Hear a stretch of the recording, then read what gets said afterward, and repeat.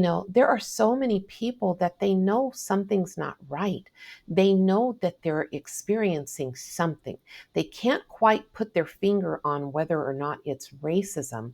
And so they just keep running from job to job to job. Now, the problem with this is on paper, it looks like you're job hopping, so you're not as appealing to new employers because of this job hopping pattern that your resume shows, okay?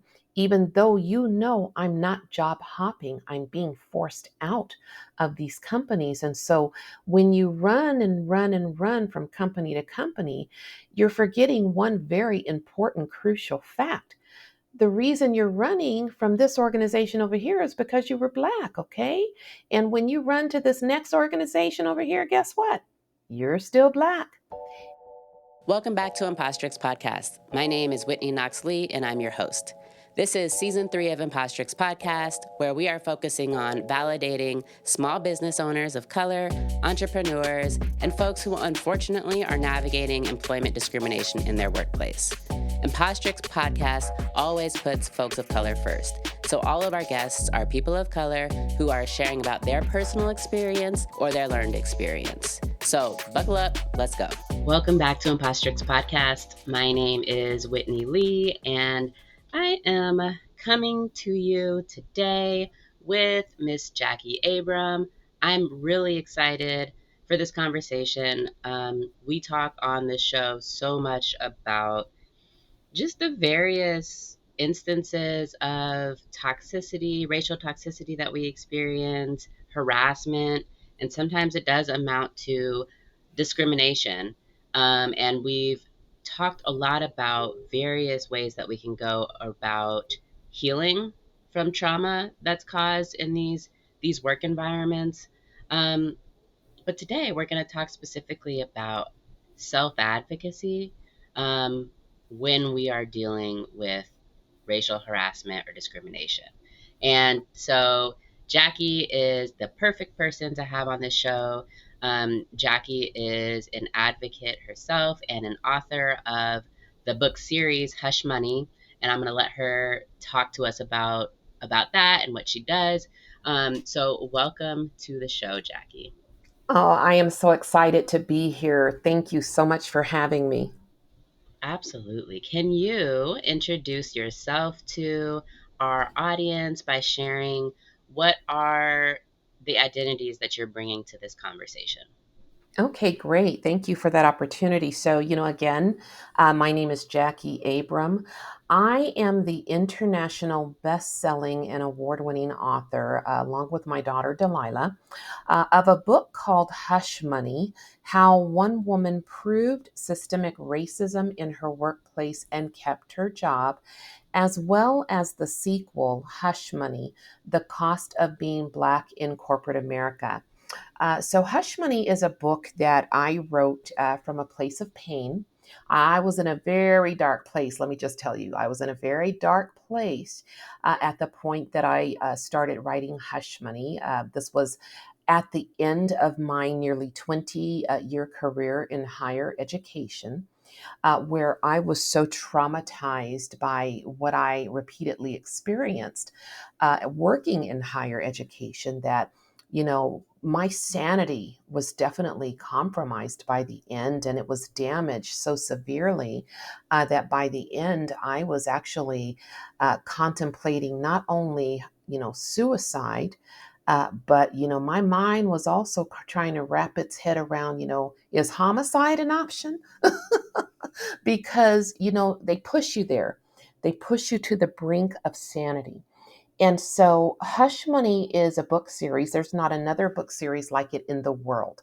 It is a book series that not only tells you how, you know, my career was repeatedly derailed by toxic racist leaders over this nearly 20-year period, but it also shows you in vivid detail all of the mistakes that I made to try to fight it, all of the trauma that I suffered, and then what I did to finally get it right because I knew how to fight.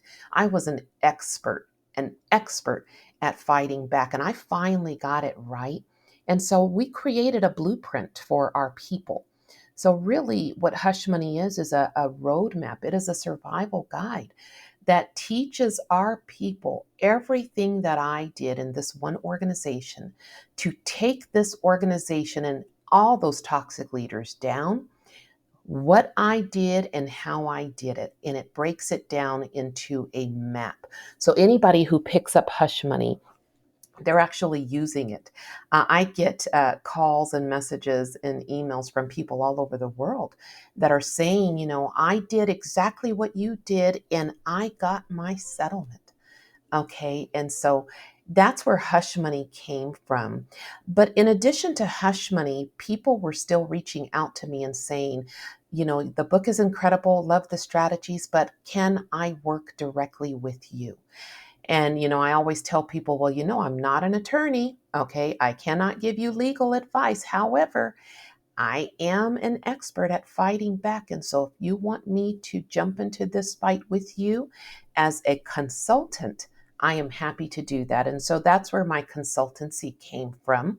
I am the employees workplace discrimination consultant advocating for employees and helping them behind the scenes fight back against their toxic leaders and their toxic workplaces. I do this alongside my daughter, Delilah. And again, we are really good at what we do. The work is so rewarding.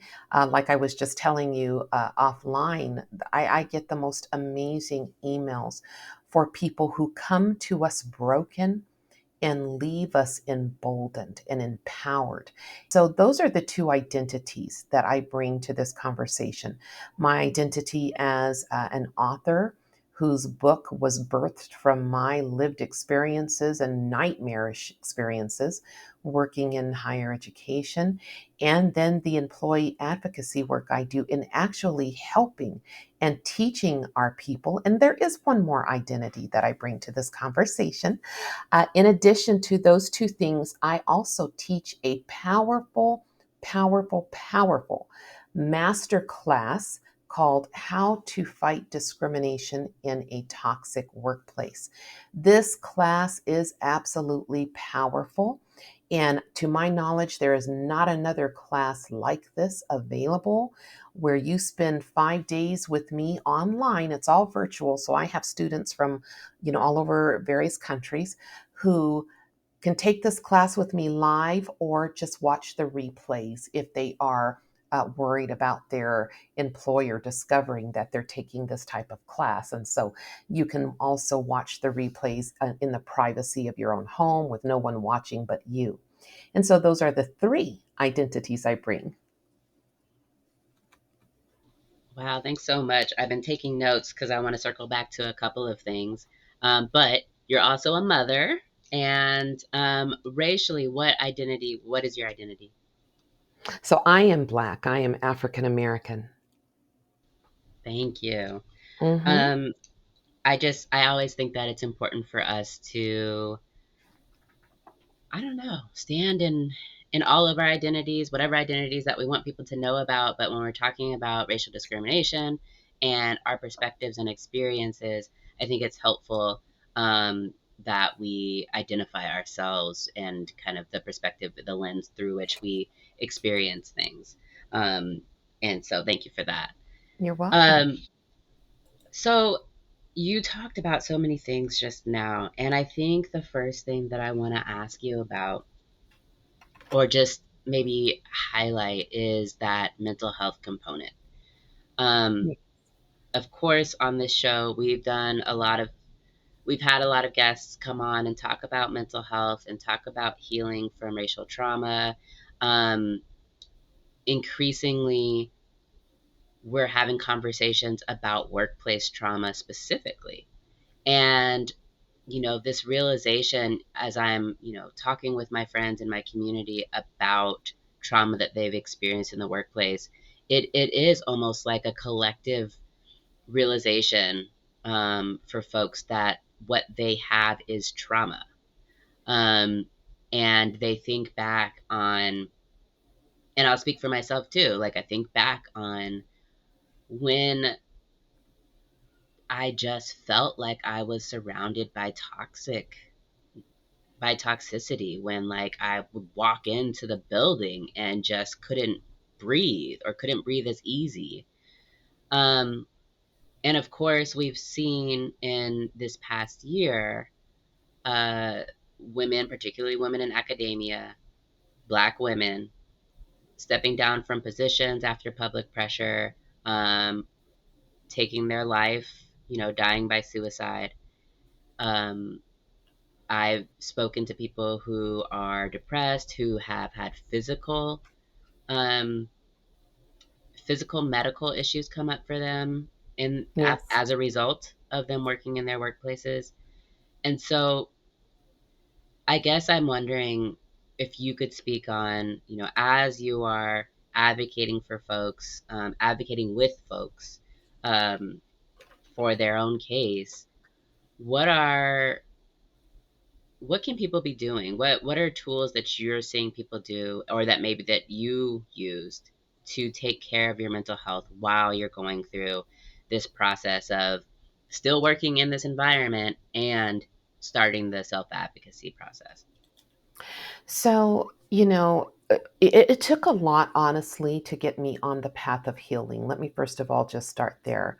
Because, like I said, at the end of my nearly 20-year career, I was so psychologically damaged. I was considering doing unthinkable things. Okay. Now, you have to ask yourself, what would drive a sane person to the brink of insanity? Okay. Because I looked good on paper. I had all of the credentials, each employer said they wanted.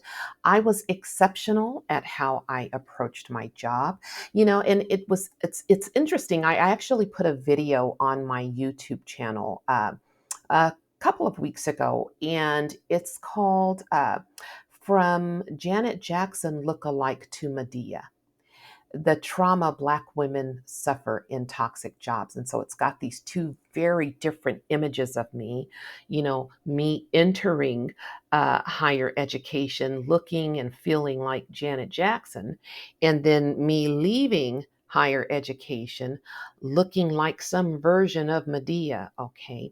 And so if you just take those two images and you put those in your mind together, it's telling you a lot about just the physical trauma that we really don't talk enough about. Okay. We spend a lot of time, importantly, on, the psychological and emotional trauma, but there's also a physical component that we really don't hear too much about. But for Black women, it is very, very real. And so for me to get on the path to healing, I first of all needed to, just kind of process what happened to me. How did I get to this point of being so damaged?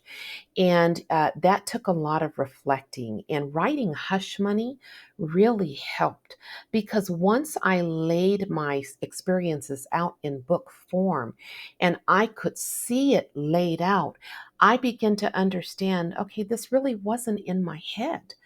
I was actually experiencing things, and the frequency of what I was experiencing was absolutely mortifying, because discrimination, racism in the workplace, has morphed into a type of modern day discrimination where things are not happening to you above the surface. And so there, back in the day, things used to be easy to see, where you could instantly spot, racism, and instantly identify that what you were experiencing was racism. For example, if someone left a noose in your office, okay, obviously that's very out there, it's open, it's easy to see.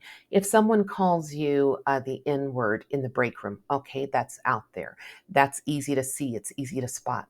So, toxic leaders and racists in the workplace have moved to a more hidden form of targeting you, but doing it in a way that when you're experiencing it, you can't tell that what you are experiencing is racism, okay? And because you can't tell as you're experiencing it, the people around you who might want to help can't tell either. So no one is calling it out. it has become socially acceptable and baked into the culture of that organization. And it is a highly effective way at derailing your career because it starts with a leader who decides to target you, maybe because you're a Black woman and they don't think that you deserve that position that you hold. But they're not going to be this one person targeting you for long. They're going to use their power, influence, and authority in the organization to inspire others. I call them the minions. They're going to inspire others in the organization to conspire with them against you. And before you know it, you're not just dealing with this one leader targeting you anymore. You are now dealing with a whole bunch of people, lots of people all working together to derail your career. Okay, some people call it workplace mobbing, but they're all working together. And because there's so many of these minions, they're putting intense pressure on you every single day. You never get a break. You are constantly under attack every single day. It is enough to break the strongest person because your work is being changed. You're being given equipment that is not up to par with the tasks that you've been required to do. In one of my organizations, they gave me a computer that was so old, I was convinced they found my computer system in an archaeological dig somewhere, okay, and gave it to me to do this job. So they're giving you subpar equipment, they're giving you subpar training, either giving you the wrong information about how to do your job or limited information that they know is vital to your success. They're using all of the mistakes that are coming from these two setups and the lack of quantity that you are able to produce because of these obstacles that they've put in your path as justification. So they're documenting it and they're comparing you to the other person who's not Black that's in the same job and saying, well, this person over here is not having any issues. So the issue is you. Okay. They're invalidating what you're experiencing. They're gaslighting you when you tell them you're experiencing something. And then they're using this to document all of these issues that you're encountering that don't neatly fit into an illegal discrimination bucket to justify either terminating you, okay, or they continue putting the pressure on you with these minions until your back is about to break or you fall to your knees by the amount of work and pressure they're putting on you, and then you self select to save your sanity. Yeah, that's absolutely right, and I appreciate all of these examples, these images that you're giving us of what discrimination can look like, because Yes. that is one of the most disorienting things, I think, is we when it's not a noose on the desk, how do I then communicate that some subtle action or remark or inaction by a person in the workforce was discrimination? And when you are dealing with folks who maybe don't have your same lens through which you experience things, or when you're dealing with folks who don't want to see or don't want to believe, um, that process of having to try and find the right words, even to explain what has happened, um, seems like it's very difficult. Well, it is difficult, and that's why so many people walk away from these toxic jobs empty-handed because they know that they're experiencing something, okay?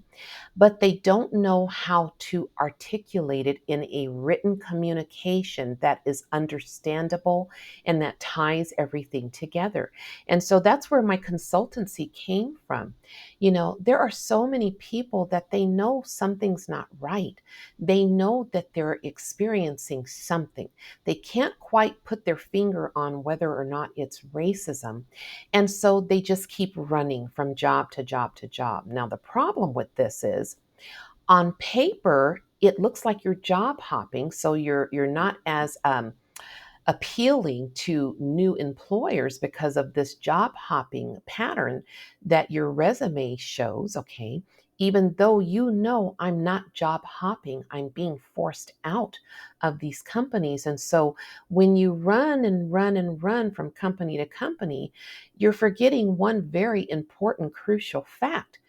The reason you're running from this organization over here is because you were Black, okay? And when you run to this next organization over here, guess what? You're still Black. And we live in a racist society. So the chances of you encountering the same thing are very high. In my career was derailed 5 different times. So think about that. You get this good job. It's paying you a salary that gives you what you need to take care of and feed your family. You know, I was a single mom, so that income was very important to me. You get in there, you know you've got to work twice as hard, okay, to prove your worth to this organization, okay? So you already know going in, I'm going to have to work twice as hard as everyone else, but you're okay with that because you're used to that. So you give it your all, you give it everything that you've got to give. And then the racism starts, okay? And they start setting you up to fail and silently sabotaging your work and doing something I call the Black workhorse, where they're piling the work on your back. And so your workload is the equivalent of 3, 4, sometimes 5 people. You're not getting paid to do all that extra work. So you've got no work life balance, okay? But you're trying to keep this job because you have children, you have a family, but racism is going to make sure that you don't stay in that job. So you lose that job, you lose that income because you can't stay long enough to retire from anywhere. You're living off of the little bit of savings that you've accumulated while you're looking for your next opportunity, but in the meantime, you run out of money and you find yourself repeatedly homeless. Homeless! Me! I was repeatedly homeless with 2 babies, okay? Now, remember I told you I knew how to fight, though. I was an expert at fighting back, and I always went back. I never walked away from a single toxic job empty handed. I received multiple 6 figure settlements, but in between time, when you're homeless and you've run out of money, you're fighting, but you have no income.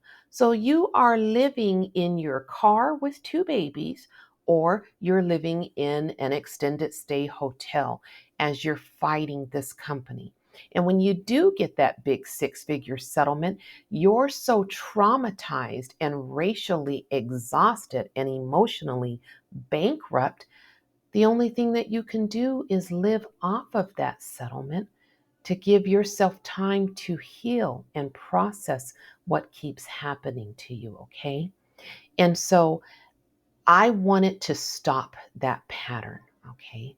I wanted to stop that pattern. I wanted to show people everything that I went through, the racism that I endured, the people that were doing this to me, and how they were doing it. Because the first thing to fight it is you've got to see what right now you can't see.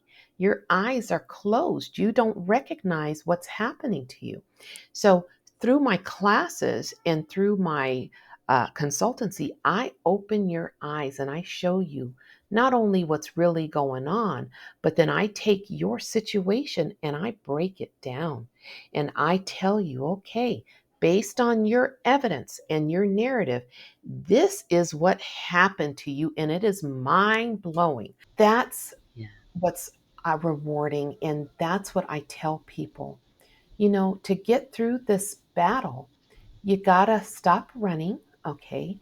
You gotta have your eyes opened, and then let me help you tell your story because nobody can weave your story better than me. So I read Hush Money. I I it I was gonna say I enjoyed the book, but it was hard. It was hard reading about that experience. And so that you were writing about yourself? Correct. So the reason I am able to write these type of books and teach my classes and talk about what happened to me is because let me just say I've taken down more than a half a dozen or so toxic leaders, and I never walked away from a single job empty handed. I always got paid because I knew how to fight. And like I said, I got multiple six-figure settlements. But before these companies will give you a large settlement like that, you have to be able to prove to them that I can prove what you did to me, and I'm going to tell. Okay, I'm going to tell everybody what happened to me in this organization. That motivates the company to want to give you hush money to buy Mhm. your silence. Okay. But before they give you that hush money to buy your silence, they're going to give you something else. They're going to give you a confidentiality or a non Mhm. disclosure agreement to guarantee your silence, to guarantee that you cannot go out and tell the world what happened to you because they know that if that got out, it could do considerable damage to their character and their reputation as an employer and an organization. So they're going to guarantee your silence with these type of agreements. And so, yes, I signed their agreements, okay? I took their hush money and I still found a way to do exactly what I'm doing now by writing my hush money books and creating a character I call Ebony. So, through the eyes of Ebony, you get to hear my story. And it doesn't put me in legal harm's way because I fictionalized my books with ebony and characters, but everything that is outlined in my books are what happened to me. And the minute you pick up book one, it grips you immediately. You cannot put it down. Most people read it straight through because it's so gripping. And there's cliffhangers at the end of every chapter where you think finally Ebony's going to have a little bit of room to breathe until you see the words, or so I thought. And then you're Mhm. like, what happens next to this woman? And that's what happened to me repeatedly. Yeah. And for me it was overwhelming. Yes. Um and it was just, yeah, I mean, overwhelming. I'll say, so the book, and in the book, you are talking about a variety of tools that you used to advocate for yourself, and it was really helpful for me as a reader, as somebody that's in the race equity and workplace culture kind of practice, um, to read about what utilizing those tools meant for you, what it looked like for you, the energy that it required from you. And so I wonder now, if we can shift gears just a little bit to talk about what some of those strategies are. Um, and so I've made a list of the ones that I was able to pull from the book, and I'm sure there's even some that I missed. But some of these were things like using follow up emails to record conversations that may have happened over the phone or in person that weren't recordable, but using follow up emails to reflect back on what happened in that conversation. Can you talk more about that and how that's helpful? So that is going to be so think about it this way, Whitney. You are creating an arsenal of weapons. And so what my books are designed to do, what my master classes are designed to do, and what my consultancy, you get me in my consultancy. What I do for you is I teach you how to go into every job hoping for the best, okay? But preparing from day one for the worst. Okay, so you hope that nothing's going to happen to you in this organization, but if it does, you're going to be ready for it. Okay, and I'll tell you, by the third time of this crap happening to me, I was looking up at the sky saying, Lord, I think I might be willing to go through 7 months of hell because I know at the 7 months, at the end of this 7 months of hell is a six-figure rainbow because I know how to set these companies up. And since I know they're going to do it to me anyway, I'm going to go into this job hoping for the best. But if they start this crap up with me, I'm going to be ready. And seven Right. months later, I'm going to have a nice little six-figure rainbow. So that's what I teach our folks to do, to go into these jobs hoping for the best but preparing from day one for the worst by creating an arsenal of weapons that you will use to protect yourself and defend your career. One of my favorite weapons goes under something that I call the E in email stands for evidence, okay? And so this is one of the most underutilized tools, and it's one of the most powerful tools you have in this arsenal of weapon. And you're not just using it when the ugly discrimination stuff starts. You want to use it when all the great stuff is happening too in this organization. So for example, Whitney, if you and I were walking down the hall together, okay? And you said, Jackie, I just want to give you kudos on the outstanding job you did on my podcast this morning. The minute that verbal compliment spills from your lips, I'm smiling wide on the inside. I'm going to thank you, and then I'm going to run back to my desk. I'm going to open up an email. In the subject, I'm going to say thank you. And then I'm going to say, hey, Whitney, just a quick note to thank you for the kudos you gave me this morning on the compliment that you gave me on the podcast interview that I did. It just really, I really appreciated that. Thank you so much. Now, Whitney gets that email from me thanking her for the compliment she gave me, and she might respond back and say, you deserved it, no problem. She might not respond at all, okay, but it doesn't Mhm. matter. You now have a piece of tangible evidence that says on this date, at this time, Whitney, you said I was doing a good job on this thing.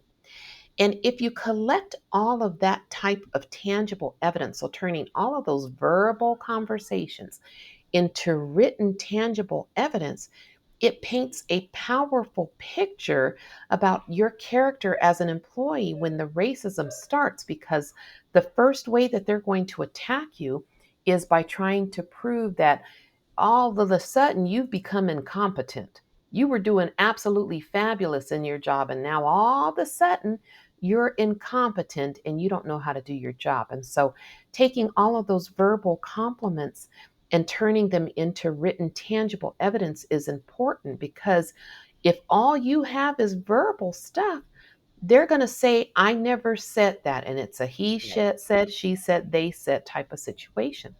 So that's one of the more powerful weapons that you can create is weaponizing email. I appreciate that.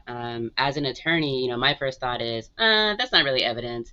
But I'll say you have mentioned and talked about a couple of things during this conversation already that are so important for folks to understand, which is one, you've gotten settlements. Um, Multiple, right. multiple. And and it's not even your success. I mean, of course, yes, your success is great, and that means that your methods are proven. But it's also just the fact that these cases have not gone to court. And so the standard of proof that we're talking about, and whether or not, like as an attorney, I would want to have a read receipt, for example, on an email.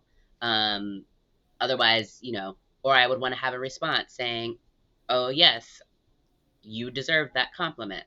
Um, and because that's how I can prove that both parties kind of agreed that this conversation happened, as opposed to one party agreeing that this conversation happened.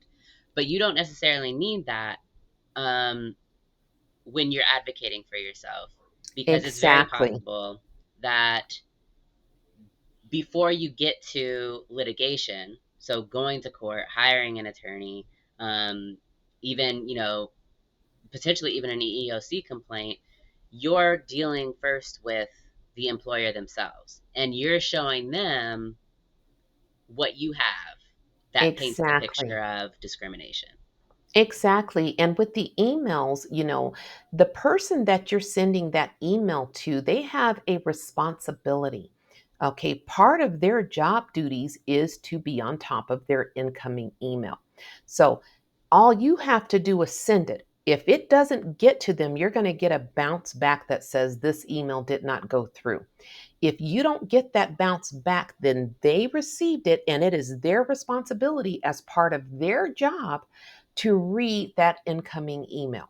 Okay, so that is on them. The onus is on them. Now, when they get that email, if they disagree with what you've put in that email, they are responsible to say so by responding and saying, Jackie, we were walking in the hall, but I never said that you did an excellent job on the podcast. We were talking about tacos and, burritos. You Right. know, they have an onus. So that onus shifts to them. Okay. Right.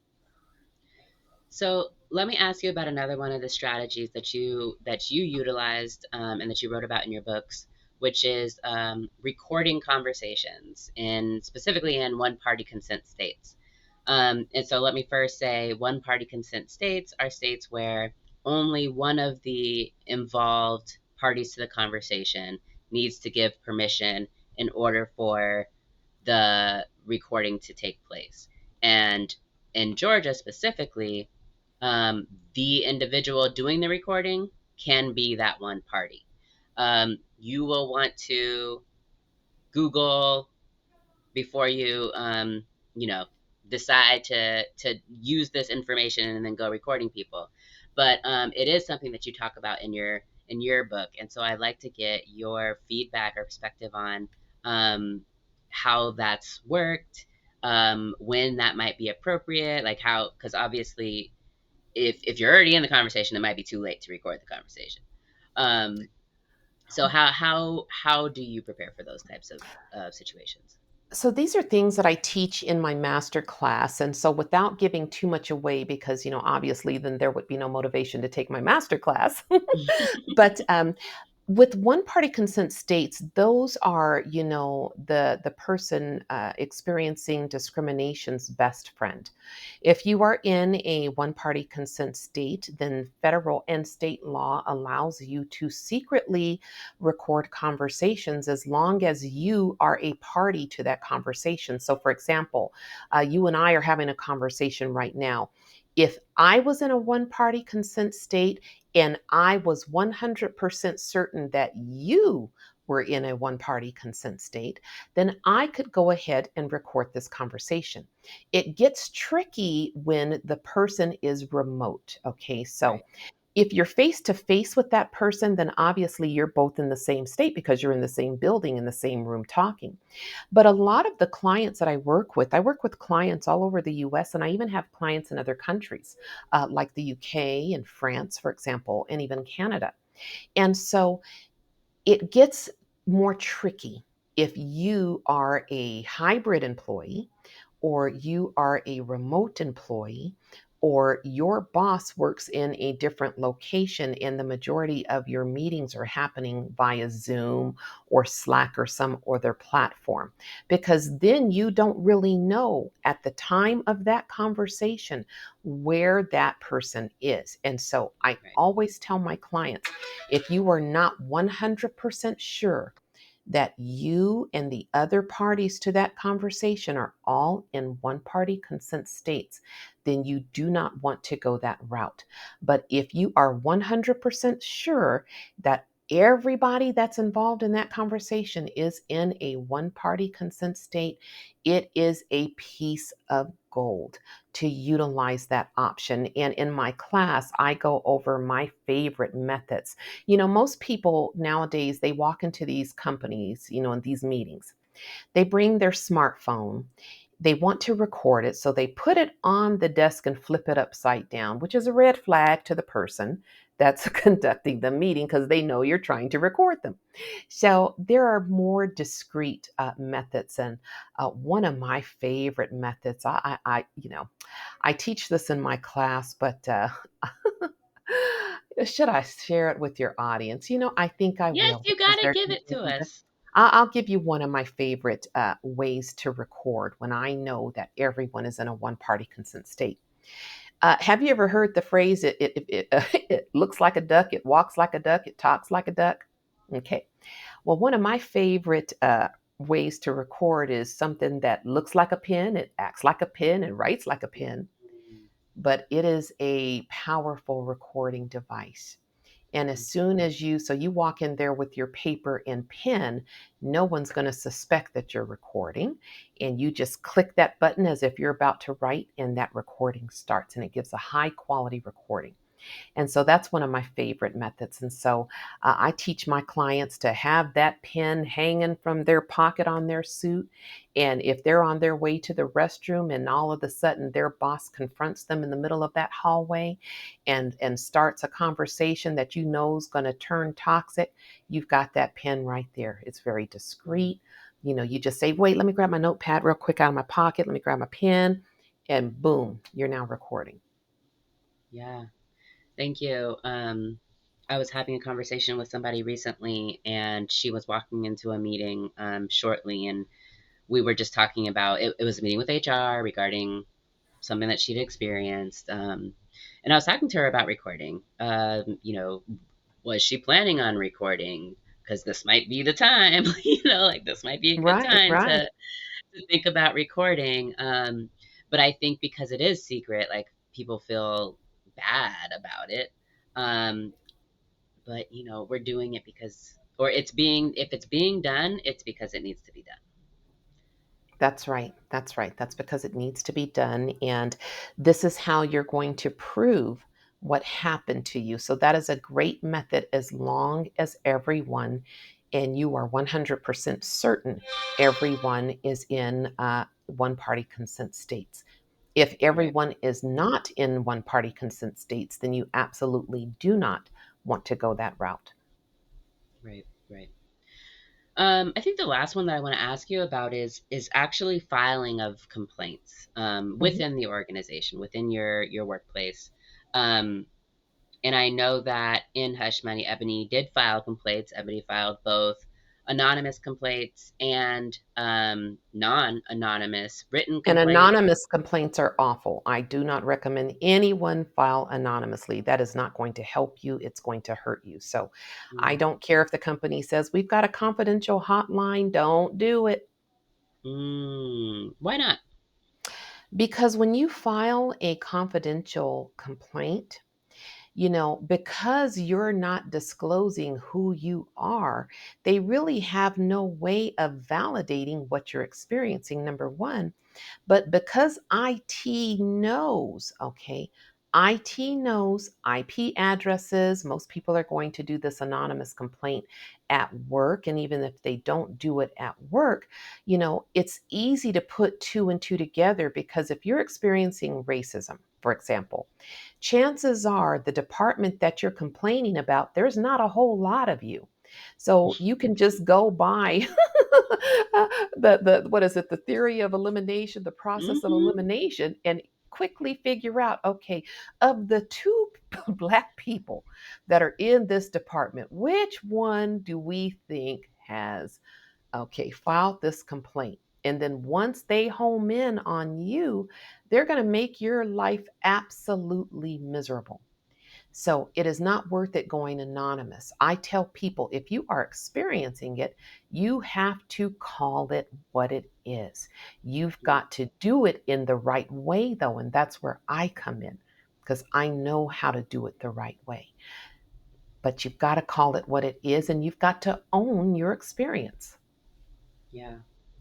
So, in filing a complaint, what are the things that you want to make sure that you include? I'm sure date and time, maybe where you were, of course, who was involved. Are there other things that you want to include? So, one of the biggest mistakes that people make, okay, one of the biggest mistakes that people make is they create a timeline, okay? So they create a timeline, date, time, description of everything that happened to them, and that's great, okay? But what they fail to do is if you just put this timeline in chronological order from beginning to end, but there's no context and you can't tell the pattern that's happening, you're not Right. going to be successful. in Right. fighting this battle. And that's why I say, I know how to weave the story together so that when you read it, no matter who it is a gut punch. It literally makes you sick to your stomach, just like Hush Money made you sick. It makes you sick, and it allows the person, no matter who that person is, to see, feel, and smell your circumstances in a real and authentic way, what you went through, what happened to you, and how there was a pattern that was severe and pervasive. And so, yes, you're going to include the date, the time, and the description, but you can't stop there. You've got to weave the story together so that it feels like a gut punch to whoever is reading it. That's how you get results, okay? Mm, yeah, thank you.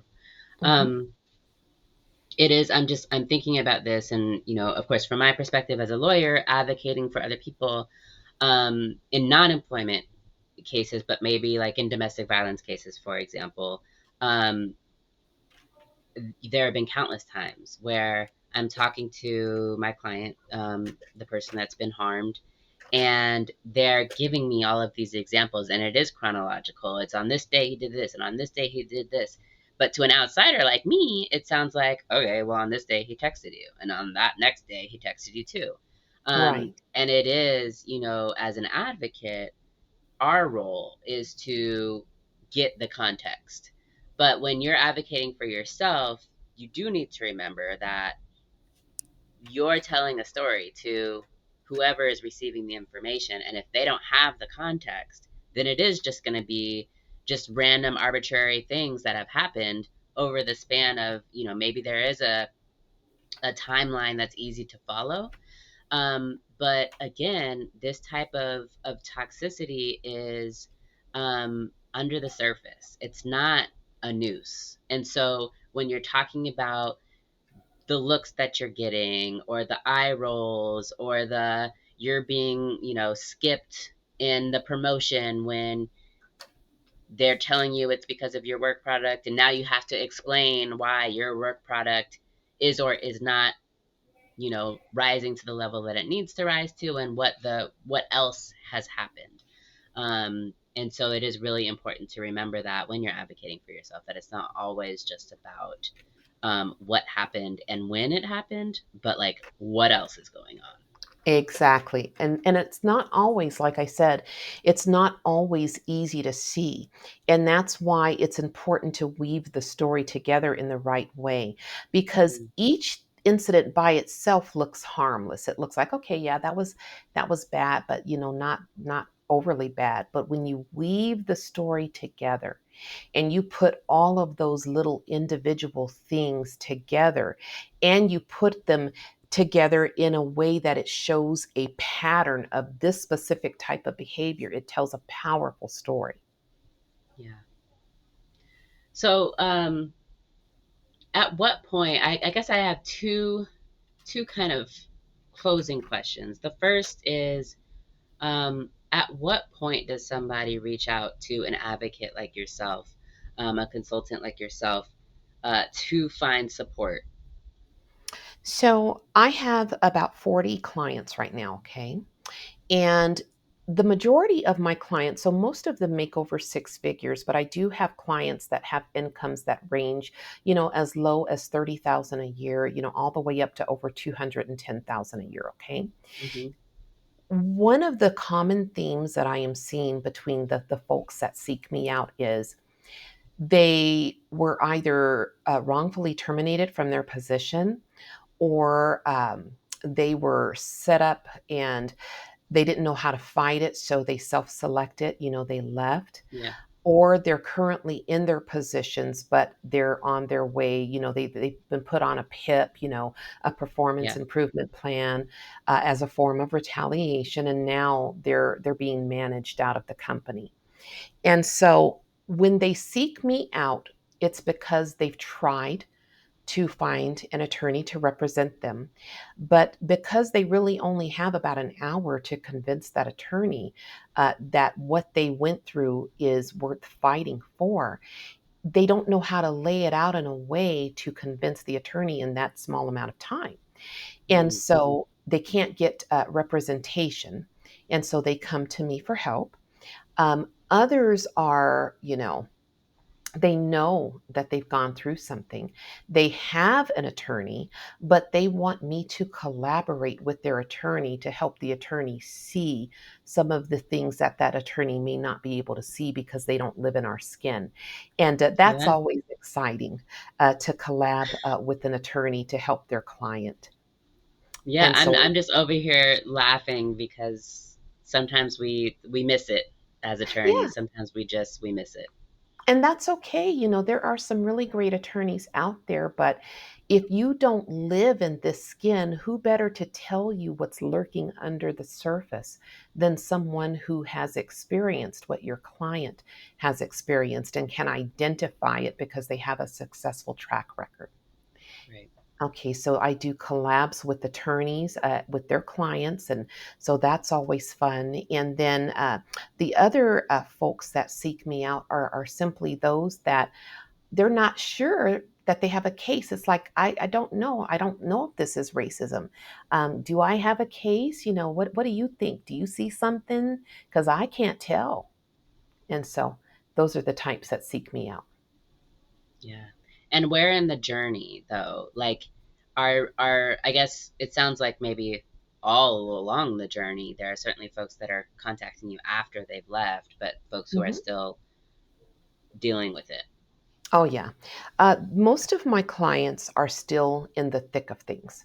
Oh They're wow. they're in the thick of things. They know that they're being set up. They know that their career is at risk. They know that they're managing them out, and they just need help.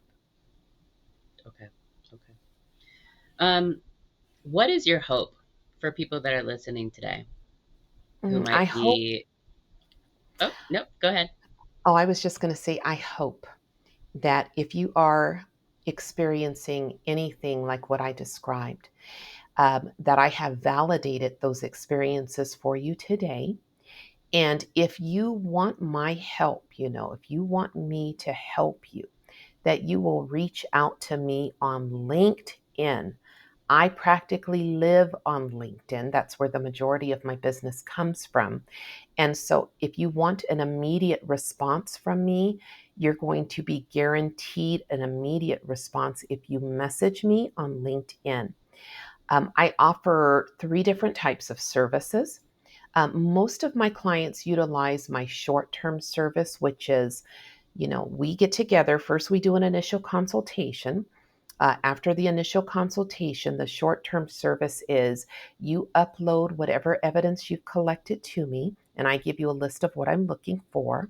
And then after that, we spend time together. It is an interactive process, working together to review your evidence and get the story behind the evidence. What happened Mm. to you? And then from there, I'm going to weave a discrimination complaint together that will bring you to tears, okay? Because it's going to capture the essence, as I read from the Right. woman who wrote the email. It's going to capture the essence in a way that is like a gut punch to anyone who reads it, what happened to you. So that's my short term service. But then I do have a handful of clients that go for my long term service, which is after you submit this discrimination complaint to your employer, and I don't work with the minions, by the way. So when we do this, we jump over everybody's head, and I do something kind Mhm. of extra, extra, extra special. So we put together something super powerful.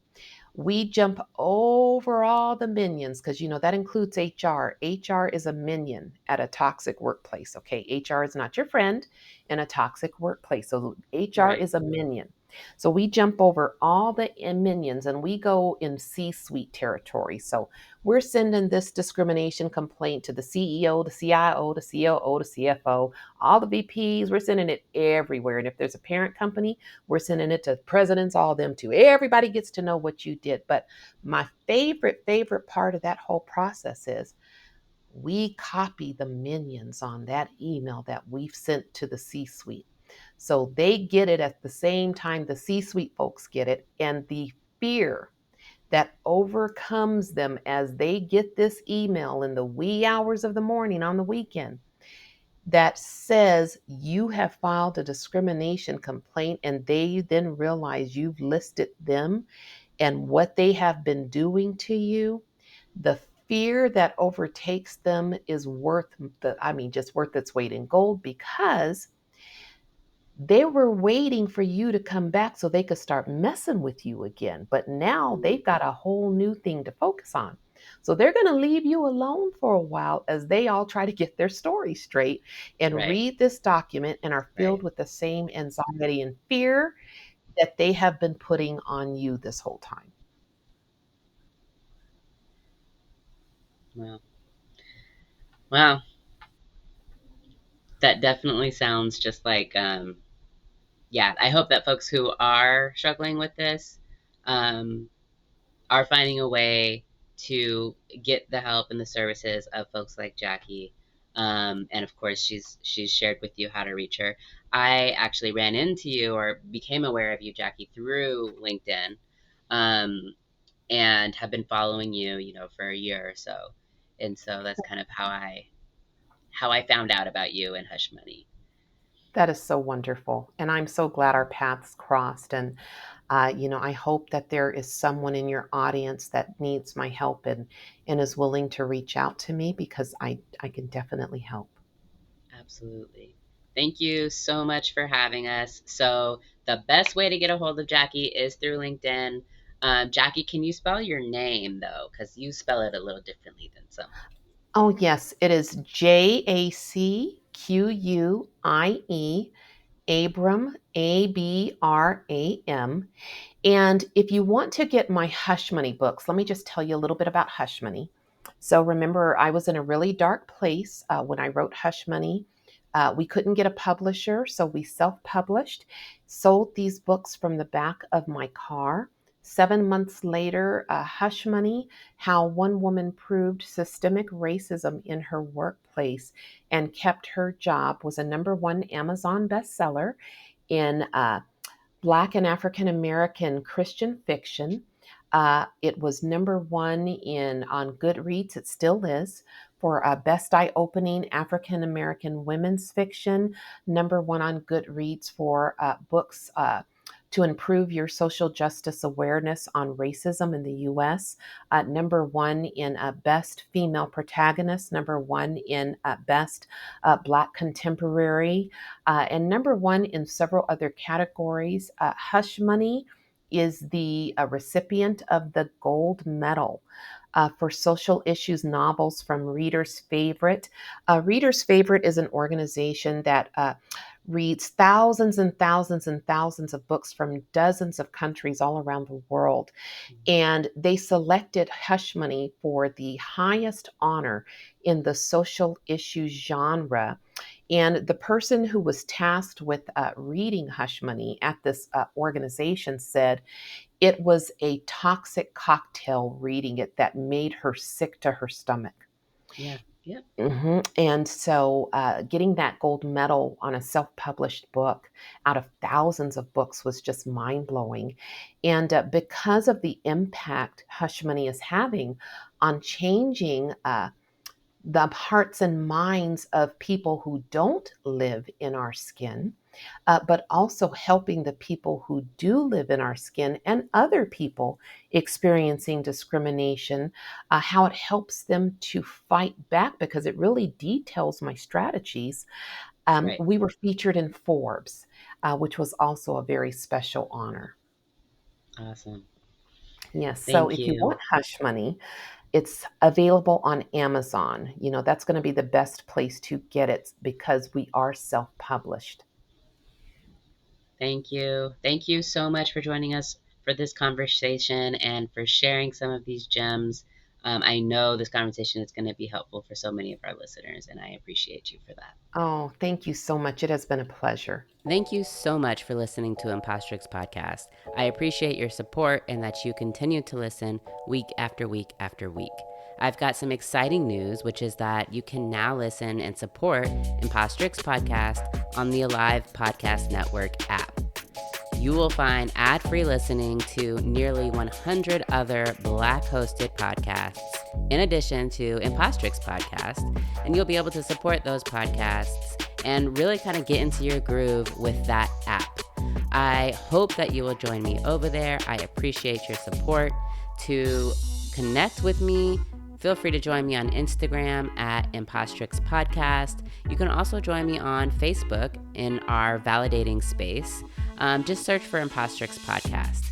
All right, until next time, be validated.